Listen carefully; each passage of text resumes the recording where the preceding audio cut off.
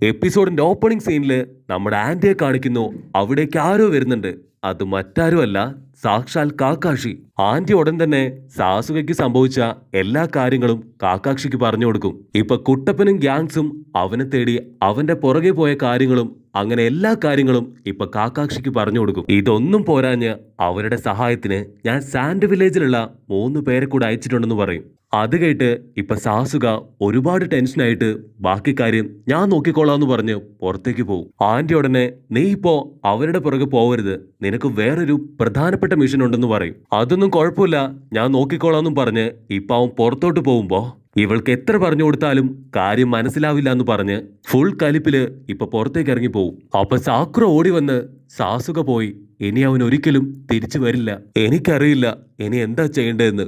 കുട്ടപ്പൻ തീർച്ചയായിട്ടും അവനെ കൂട്ടിക്കൊണ്ട് വരാതിരിക്കില്ല, എനിക്ക് അവനില് ഒരുപാട് വിശ്വാസം ഉണ്ടെന്ന് അവൾ ഒത്തിരി സങ്കടത്തോടുകൂടെ പറയുമ്പോ അപ്പൊ കാക്കാഷി പേടിക്കേണ്ട ആവശ്യമൊന്നുമില്ല, ഞാൻ എത്തിയല്ലോ, ബാക്കി കാര്യം തീർച്ചയായിട്ടും ഞാൻ നോക്കിക്കോളാന്ന് പറഞ്ഞ് അവളെ ആശ്വസിപ്പിക്കും. കാക്കാഷി പെട്ടെന്ന് തന്നെ ഗ്രാമത്തിന്റെ പുറത്തേക്ക് വന്ന് ഇപ്പൊ സമരൻ ചിപ്സ് ഉപയോഗിച്ച് ഒരുപാട് പട്ടികളെ അവിടേക്ക് വരുത്തും. നമ്മുടെ സാക്കുറ കാക്കാഷിയുടെ പുറകെ തന്നെയുണ്ട്. അവൻ എല്ലാ പട്ടികളോടും പറയും, എത്രയും പെട്ടെന്ന് സാസുകയും കുട്ടപ്പനെയും നിങ്ങൾ കണ്ടെത്തണം. അപ്പൊ ഹക്കുപ്പട്ടി ആവട്ടെ, എന്തു പറ്റി, എന്തെങ്കിലും പ്രശ്നമുണ്ടോന്ന് കാക്കാഷിയോട് ചോദിക്കും. കാക്കാഷിമല്ലേ അവന്റെ അടുത്ത് വന്നിട്ട്, ഹണി ഞാൻ പറയുന്നു കേക്ക്, നമുക്ക് വേറെ വഴിയില്ല, എത്രയും പെട്ടെന്ന് നമുക്ക് കുട്ടപ്പനെയും സാസുകയും കണ്ടുപിടിച്ചേ മതിയാവും, അവരെ കണ്ടുപിടിച്ചിട്ട് ബാക്കിയൊക്കെ വിശദമായിട്ട് പറയാന്ന് പറഞ്ഞ് അവൻ കൗണ്ട് ചെയ്യാൻ തുടങ്ങും. 1 2 3 എന്ന് പറയുമ്പോഴേക്കും പട്ടികളെല്ലാം തന്നെ നാനാപുറം ഓടും. ഇതൊക്കെ കണ്ട് നമ്മുടെ സാക്കുറയ്ക്ക് ഒരുപാട് വിഷമമായിട്ട് അവൾ നോക്കി നിൽക്കുമ്പോ കാക്കാഷിക്ക് മനസ്സിലാവും അവളെ ഇപ്പൊ സമാധാനിപ്പിച്ചിട്ട് യാതൊരു കാര്യമില്ലാന്ന്. അന്ന് ഹോസ്പിറ്റലിൽ വെച്ച് കുട്ടപ്പനും സാസുകയും ഏറ്റുമുട്ടിയപ്പോ പോലും സാക്കുറയ്ക്ക് നോക്കി നിൽക്കാനല്ലാതെ ഒന്നും തന്നെ സാധിച്ചില്ല. കാക്കാഷി വേണ്ടി വന്നു അവരെ രണ്ടുപേരെയും ഫൈറ്റിൽ നിന്ന് പിന്തിരിപ്പിക്കാൻ. ജിറയ്യ പറഞ്ഞതുപോലെ ഞാൻ സാസുകയെ ആശ്വസിപ്പിച്ചപ്പോ ജിറയ്യ മാമനാവട്ടെ കുട്ടപ്പനെ സമാധാനിപ്പിച്ചു. കാക്കാഷി ഒരുപാട് കഷ്ടപ്പെട്ട് സാസുകയോട് പല കാര്യങ്ങളും അന്ന് പറഞ്ഞു കൊടുത്തിരുന്നു. റിവഞ്ച് ചെയ്യുന്നവരെല്ലാവരും തന്നെ മണ്ടന്മാരാണ്, അവർക്ക് അവസാനം തോൽവി മാത്രമേ ബാക്കിയുണ്ടാവൂ. ഞാൻ തറപ്പിച്ചു പറയുന്നു, നീ ഇങ്ങനെ മുൻപോട്ട് പോയാൽ തീർച്ചയായിട്ടും അത് വലിയ അപകടം ഉണ്ടാക്കും. അതിന് സാസുക, എന്റെ വേദനയും ബുദ്ധിമുട്ടും അതാർക്കും മനസ്സിലാവില്ല.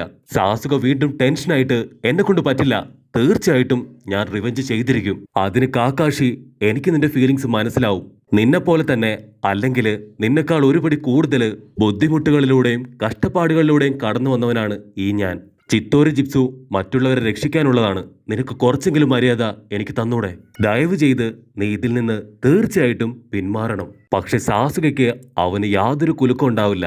മാത്രമല്ല, കുട്ടപ്പനെ സാസുക അടിച്ചിട്ടത് വെറും ഒരു ഫ്രണ്ട്ലി മാച്ച് ആയിരുന്നില്ല, മറിച്ച് കുട്ടപ്പനെ കൊന്നുകളയാനാണ് അവൻ അന്ന് ശ്രമിച്ചത്. അതെല്ലാം ഓർത്ത് സാസുക ഇപ്പോ അവരെ തേടി പോവാണ്.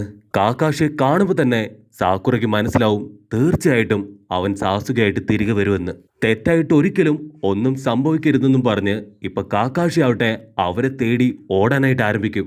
കട്ട് ചെയ്താ ഇപ്പൊ കാട്ടില് കാക്കാഷിയും കുട്ടപ്പനുമായിട്ട് ഫൈറ്റ് ചെയ്യാൻ അവർ രണ്ടുപേരും ഓടി അടുത്തോണ്ടിരിക്കുകയാണ്. അപ്പൊ സാസുക പറയും, ഇത്ര നാളും ഇതിനു വേണ്ടിയല്ലേ നീയും കാത്തിരുന്നത്? ഇത്തവണ നമ്മളെ തടയാൻ കാക്കാഷിയില്ല, മാമനില്ല, സാക്കുറയുമില്ല. ഇന്ന് നീയോ ഞാനോ എന്ന് കണ്ടറിയാന്ന് പറഞ്ഞ് അവൻ കത്തി വലിച്ചൂരി സൈഡിൽ ശബ്ദമുണ്ടാക്കി കുട്ടപ്പനെ വെട്ടിത്തിരിപ്പിച്ച് ഇപ്പൊ കത്തി വലിച്ചെറിയും. പക്ഷെ നമ്മുടെ കുട്ടപ്പൻ അവൻ കഥാനായകനാണ്, അവൻ ബ്ലേഡ് എടുത്ത് ആ ഒരു കത്തി തന്നെ അടിച്ചു തെറിപ്പിച്ചു കളയും. സാസുക വീണ്ടും അവന്റെ കൈ ചുരുട്ടി കാക്കാഷി ഒരിക്കലും ഉപയോഗിക്കരുതെന്ന് പറഞ്ഞ ആ ഒരു ചിത്തോറി പവർ എടുക്കും. കുട്ടപ്പൻ താഴേക്ക് ഓടി വന്ന്, എന്തൊക്കെയാണെങ്കിലും ഞാൻ നിന്നെ കൊണ്ടേ പോകുള്ളൂ എന്ന് പറഞ്ഞ് വമ്പൻ ആക്ഷനൊക്കെ ഇട്ട് ഇപ്പൊ ഒരുപാട് ക്ലൗൺസിനെ ക്രിയേറ്റ് ചെയ്ത് ഫൈറ്റ് ചെയ്യാൻ റെഡി ആയിട്ട് നിൽക്കും. അവസാനമായിട്ട് ഇപ്പൊ റസൻ ഗൺ പവർ എടുത്ത് സാസുക വരുന്നത് വെയിറ്റ് ചെയ്ത് നിൽക്കും. അവൻ ചിത്തോരി പവറും എടുത്ത് ഇപ്പൊ കുട്ടപ്പന് നേരെ ഓടുകയാണ്. പക്ഷെ കുട്ടപ്പന് അവന് യാതൊരു കുലുക്കവും ഇല്ലാതെ ആ ഒരു റസൻ ഗൺ പവറുമായിട്ട് സാസുക വരുന്നത് കാത്തിരിക്കും. സാസുക അടുത്ത് വരെ കുട്ടപ്പനാവട്ടെ ആ ഒരു റസൻ ഗണ്ണുമായിട്ട് അവനെ നോക്കി നിൽക്കും. അവൻ തൊട്ടടുത്തെത്തിയ ഉടൻ തന്നെ അവര് രണ്ടുപേരും പവർ ഉപയോഗിച്ചുകൊണ്ട് ആഞ്ഞങ്ങോട്ട് അടിക്കും. ആ അടിയില് ഭൂമി തന്നെ കുലുങ്ങി അവര് രണ്ടുപേരും ഇപ്പൊ വെള്ളത്തിലേക്ക് വീഴും. അപ്പൊ കുട്ടപ്പൻ ആ ഒരു പഴയ ഇമാജിനേഷനിലേക്ക് പോവും. സാസുക കുട്ടപ്പനാണ് അവന്റെ ബെസ്റ്റ് ഫ്രണ്ട് എന്ന് പറഞ്ഞ കാര്യം. പക്ഷെ എന്നിട്ടും എന്തിന് സാസുക തന്നെ കൊല്ലാൻ ശ്രമിക്കുന്നുവെന്ന് അവൻ ഒരു മിനിറ്റ് ചിന്തിക്കും. ഇപ്പൊ അവര് വീണ്ടും രണ്ടുപേരുടെയും പവർ ഉപയോഗിച്ചുകൊണ്ട് പരസ്പരം തല്ലി കൊന്നോണ്ടിരിക്കുകയാണ്. ഒറ്റ മനസ്സായി ഒറ്റ ശരീരമായിട്ട് ഒരുപാട് കാലം ഒരുമിച്ച് ജീവിച്ച സാസുകയും കുട്ടപ്പനുമാണ് ഇപ്പൊ പരസ്പരം ഫൈറ്റ് ചെയ്യുന്നത്. അവര് രണ്ടുപേരും ഇടിച്ചു തെറിച്ച് ഇപ്പൊ വെള്ളത്തിൽ വന്നു വീഴും. അപ്പൊ സാസുകയ്ക്ക് കലി കയറി ഇപ്പൊ കുട്ടപ്പനെ നോക്കി നിൽക്കും. കാരണം അവന്റെ മുഴുവൻ പവർ എടുത്ത് ഫൈറ്റ് ചെയ്തിട്ടും കുട്ടപ്പന് ഒരു പോറല് പോലും പറ്റിയില്ല. അപ്പൊ സാസുകയ്ക്ക് വീണ്ടും ഹോസ്പിറ്റലിൽ നടന്ന ആ ഒരു ഫൈറ്റ് ഓർമ്മ വരും. അതിൽ കുട്ടപ്പൻ ആ ഒരു റെസൻ ഗൺ പവർ ഉപയോഗിച്ച് ഫൈറ്റ് ചെയ്തപ്പോ അവിടെ ഉണ്ടായിരുന്ന ആ ഒരു ടാങ്ക് പോലും പൊട്ടിത്തെറിച്ചുപോയി. ചിതോരി പവർ ഉപയോഗിച്ച് അറ്റാക്ക് ചെയ്തിട്ട് പോലും കുട്ടപ്പന് ഒരു പോറല് പോലും പറ്റിയില്ല.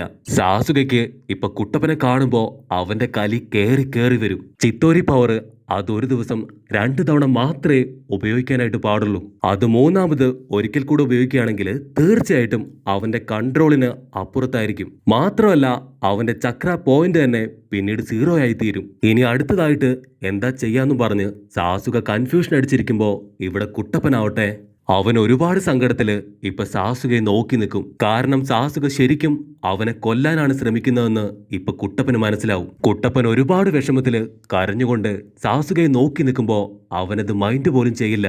അവൻ വീണ്ടും കുട്ടപ്പനെ എങ്ങനെ ഇല്ലാതാക്കാം എന്ന് തന്നെ ചിന്തിച്ചുകൊണ്ടിരിക്കും. രണ്ടാമതും ചിത്തോരി പവർ ഉപയോഗിക്കുകയാണെങ്കിൽ പിന്നീട് അവന് അത് ഉപയോഗിക്കാനായിട്ട് സാധിക്കില്ല. അതുകൊണ്ട് സ്പീഡ് കൂട്ടി ഒരു ഗ്യാപ്പ് കിട്ടുമ്പോൾ അവനെ അടിച്ച് വീഴ്ത്തണമെന്ന് പറഞ്ഞ് സാസുക അവന്റെ ബോഡിയിലെ ആ ഒരു ശാപക്കുറി ഉപയോഗിക്കുമ്പോൾ ഇവിടെ കുട്ടപ്പനാവട്ടെ വീണ്ടും കരഞ്ഞുകൊണ്ടേയിരിക്കും. അത്രയും ദിവസം അടി വാങ്ങിയതില് കുട്ടപ്പന് വിഷമമില്ല. പക്ഷെ ഇപ്പോ അവൻ കുട്ടപ്പനെ കൊല്ലാൻ ശ്രമിക്കുന്നത് കാണുമ്പോൾ അവൻ ഒരുപാട് വിഷമാവും. സാസുക ഉടനെ അവന്റെ ഫയർബോൾ ജിപ്സ് ഉപയോഗിച്ചുകൊണ്ട് ഒരുപാട് തീ ഗോളങ്ങള് ഇപ്പൊ കുട്ടപ്പന്റെ നേർക്ക് വലിച്ചെറിയും. കുട്ടപ്പൻ ചാടി മറിഞ്ഞ് കറങ്ങി വന്ന് അവനെ തൊഴിച്ച് താഴെയിടും. സാസുക ചിരിക്കും. കാരണം അവനറിയാം അവൻ ഇപ്പൊ തന്നെ കുട്ടപ്പനെ കൊന്നുകളയുമെന്ന്. ആ സമയത്ത് കുട്ടപ്പനാവട്ടെ സാസുകയെ കുറിച്ച് ആലോചിക്കും. അവൻ ചെറുപ്പം മുതലേ ഒറ്റയ്ക്ക് തന്നെയായിരുന്നു. സാസുക മാത്രമല്ല നമ്മുടെ കുട്ടപ്പനും അവനെ പോലെ തന്നെ ഒറ്റയ്ക്കായിരുന്നു. അവനെ ആദ്യമായി കാണുമ്പോൾ തന്നെ നമ്മുടെ കുട്ടപ്പന് അവനോട് ഒരുപാട് ഇഷ്ടം തോന്നും. കാരണം സാസുകയും അവനെ പോലെ തന്നെ ആരും ഇല്ലാത്തവനാണ്. കുട്ടപ്പന് അവനോട് കൂട്ടുകൂടണമെന്ന് ഒരുപാട് തവണ ആഗ്രഹം ഉണ്ടെങ്കിലും സാസുകയാവട്ടെ അവന്റെ പ്രാക്ടീസിലും സ്റ്റഡീസിലും മാത്രമായിരിക്കും ശ്രദ്ധ കേന്ദ്രീകരിച്ചിട്ടുണ്ടാവുക. മാത്രമല്ല സാസുക ചെറുപ്പം മുതലേ ആള് ബ്രില്യന്റ് ആയതുകൊണ്ട് തന്നെ ഒരുപാട് പേർക്ക് അവനെ വലിയ ഇഷ്ടമായിരുന്നു. കട്ട് ചെയ്ത അതേസമയം സാസുകയാവട്ടെ അവൻ കറങ്ങിത്തിരിഞ്ഞ് ചാടി വന്ന് കുട്ടപ്പന്റെ നെഞ്ച് അത് ചവിട്ടി കലക്കും. ആ വേദനയില് അവൻ വീണ്ടും ഫ്ലാഷ് ബാക്ക് ആലോചിക്കും. അവന് സാസുകയോട് കൂട്ടുകൂടാൻ ഒരുപാട് ഇഷ്ടമായിരുന്നു. പക്ഷെ സാസുകയാവട്ടെ അവനെ മൈൻഡ് പോലും ചെയ്യാതെ എപ്പോഴും മാസ് കാണിച്ച് മുൻപോട്ട് പോയിക്കൊണ്ടേയിരുന്നു. അപ്പം മുതലാണ് നമ്മുടെ കുട്ടപ്പനും വലിയൊരു നിഞ്ചയെ തീരണമെന്ന് ഒരുപാട് ആഗ്രഹം ഉണ്ടാവുന്നത്. അന്നു മുതൽ അവൻ ഒരുപാട് പ്രാക്ടീസ് ചെയ്ത് അതിനുവേണ്ടി കഠിനാധ്വാനം ചെയ്തു. പക്ഷെ ഒരിക്കലും സാസുകയെ പോലെ ഒരു ഭ്രാന്തമായിട്ടുള്ള വാശി ആയിരുന്നില്ലത്. പക്ഷെ കുട്ടപ്പൻ അവൻ എന്തൊക്കെ ചെയ്താലും ഒടുവിൽ എല്ലാവരും അവനെ കളിയാക്കിക്കൊണ്ടേയിരിക്കും. ഒരു നിമിഷം കുട്ടപ്പൻ അതെല്ലാം തന്നെ ആലോചിച്ചുകൊണ്ട് നിൽക്കുമ്പോൾ സാസുക വീണ്ടും അവനെ ഇടിച്ചു തെറിപ്പിക്കും. നിലത്ത് വീണ കുട്ടപ്പനെ അവനിപ്പോ തല്ലി കൊന്നോണ്ടിരിക്കുകയാണ്. അപ്പൊ കുട്ടപ്പൻ അവന്റെ പഴയ ഇമാജിനേഷനിലേക്ക് പോവും. അവൻ ആഗ്രഹിച്ചത് സാസുകയെ പോലെ ഒരു ബെസ്റ്റ് ആവാനാണ്.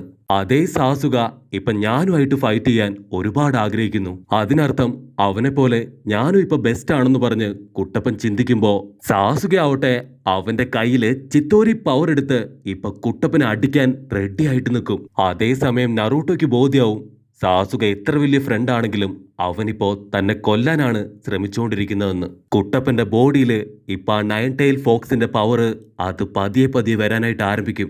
അതേ സമയത്ത് സാസുക അവന്റെ കയ്യിലുള്ള ആ ഒരു പവർ ഉപയോഗിച്ചുകൊണ്ട് കുട്ടപ്പന്റെ തലയില് ആഞ്ഞൊരടി.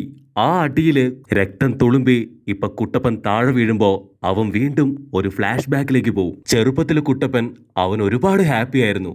പക്ഷെ വെക്കേഷൻ ടൈം അവന്റെ ഫ്രണ്ട്സിനെ എല്ലാവരും കൂട്ടിക്കൊണ്ടു പോകാനായിട്ട് പാരന്റ്സ് വരുമ്പോ കുട്ടപ്പന് മാത്രം ആരും ഉണ്ടാവില്ല. ആ സമയത്ത് അവൻ സാസുകയെ ശ്രദ്ധിക്കും. കാരണം അവനും കുട്ടപ്പനെ പോലെ തന്നെ അച്ഛനും അമ്മയും ഇല്ല. കുട്ടപ്പൻ അന്നു മുതല് സാസുകയെ ഒരുപാട് ഇഷ്ടമാണ്. അതുകൊണ്ട് തന്നെ കുട്ടപ്പൻ അടിച്ചു പറയും എന്തൊക്കെ സംഭവിച്ചാലും നിന്നെ ഞാൻ ഒറോച്ചിമാറുവിന് വിട്ടുകൊടുക്കില്ല. പക്ഷെ അപ്പോഴേക്കും സാസുക കുട്ടപ്പനെ പിടിച്ചു വലിച്ച് അവന്റെ ചിത്തോരി പവർ ഉപയോഗിച്ചുകൊണ്ട് അവന്റെ നെഞ്ചി തന്നെ കുത്താണ്. നീ നിന്റെ പവർ വെച്ച് എന്നെ തോൽപ്പിക്കാൻ ശ്രമിക്കുവല്ലേടാ, നിനക്കിനി അനങ്ങാൻ പോലും കഴിയില്ല എന്ന് പറയുമ്പോഴായിരിക്കും കുട്ടപ്പൻ തിരിച്ചറിയാ സാസുക ഇടിച്ച് അവന്റെ ബോഡിയിൽ ഇപ്പൊ വലിയൊരു ഹോൾ ഇട്ടു. സാസുക വീണ്ടും അവന്റെ കഴുത്തെ പിടിച്ച് അമർത്തുമ്പോ അവര് നിന്ന ആ ഒരു പുഴയിലെ വെള്ളം ഇപ്പൊ പതിയെ വൈബ്രേറ്റ് ചെയ്യാൻ ആരംഭിക്കും. കുട്ടപ്പൻ അവന്റെ കൈയെടുത്ത് ഇപ്പൊ സാസുകയെ തട്ടിത്തെറിപ്പിക്കും. അപ്പൊ സാസുക അവന്റെ കൈ പിടിച്ച് നോക്കുമ്പോ അവന്റെ കൈക്ക് ഒരുപാട് വേദന ഉണ്ടാവും. മാത്രമല്ല കുട്ടപ്പന്റെ ബോഡിയിൽ നിന്ന് ഇപ്പൊ പതിയെ പതിയെ ആ ഒരു റെഡ് ചക്ര അത് പുറത്തേക്ക് വരും. കുട്ടപ്പന്റെ കൈ മൊത്തം ചോരയായിട്ട് അവന്റെ നഖം നീണ്ടുവന്ന് ആ നദിയിലെ വെള്ളം പോലും അവന്റെ പവർ കൊണ്ട് ഇപ്പൊ വൈബ്രേറ്റ് ചെയ്യാൻ ആരംഭിക്കും. പെട്ടെന്ന് തന്നെ അവന്റെ ബോഡിയിൽ സാസുക ഇട്ട ആ ഒരു ഓട്ട അതങ്ങനെ തന്നെ ഇപ്പൊ പതിയെ പതിയെ റിക്കവർ ആവും. സാസുക ആവട്ടെ അത് കണ്ട് ഞെട്ടും. കുട്ടപ്പൻ അവന്റെ കണ്ണു തുറന്ന് എന്തൊക്കെ സംഭവിച്ചാലും നിന്നെ ഞാൻ ഒറോച്ചിമാറുവിന് വിട്ടുകൊടുക്കില്ല, അതിനുവേണ്ടി നിന്റെ കൈയും കാലും ഞാൻ തല്ലി ഒടിക്കുന്നു പറയുന്നതോടു കൂടെ ഈ ഒരു എപ്പിസോഡും അവസാനിക്കുന്നു. എപ്പിസോഡ് ഇഷ്ടപ്പെടുകയാണെങ്കിൽ തീർച്ചയായിട്ടും ലൈക്ക് ചെയ്യാനും കമന്റ് ചെയ്യാനും ഷെയർ ചെയ്യാനും മറക്കല്ലേ.